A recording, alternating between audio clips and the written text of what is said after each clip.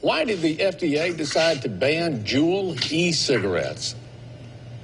Right, and this is actually a good thing because it demonstrates the dedication, safety of our governing organizations that make sure we're safe, including the CDC, the FDA. I mean, they made the decision to take these e-cigarettes off the market.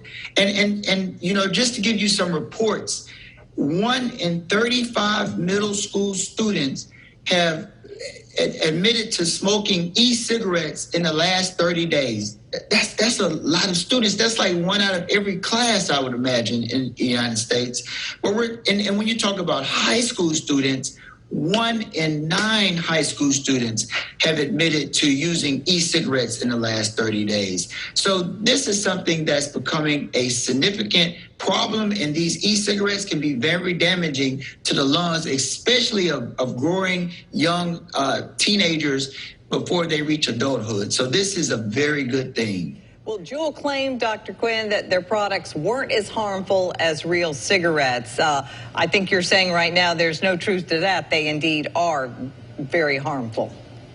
Well, anytime you ingest a combustible aerosol, such as e-cigarettes or any type of things that are not natural, you suffer the consequence of potential carcinogenic action, meaning that this could lead to cancer, it could lead to lung disease later in life, and it can also serve as a gateway to other types of cigarettes and or drugs.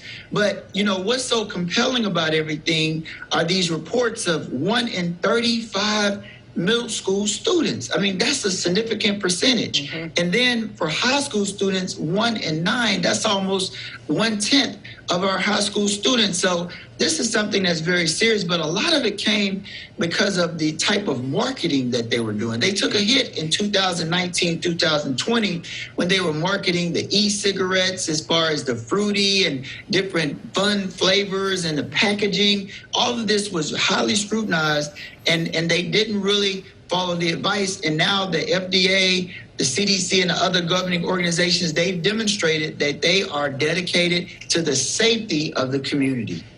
Now, I'm going to go off script here for a second because I've got a question about this. Is Juul equivalent to vaping, or is it just Juul cigarettes, or is it all vaping that has... It's all vaping. It's all vaping. Okay. But the take home is it's a combustible aerosol going into the lungs of a young person, disproportionately high, you know, now, because it's becoming the cool thing to do. It's popular. And they're giving messaging that it's safe. It's no big deal, but it is a big deal because when you're dealing with young people, these lungs are not fully developed yet.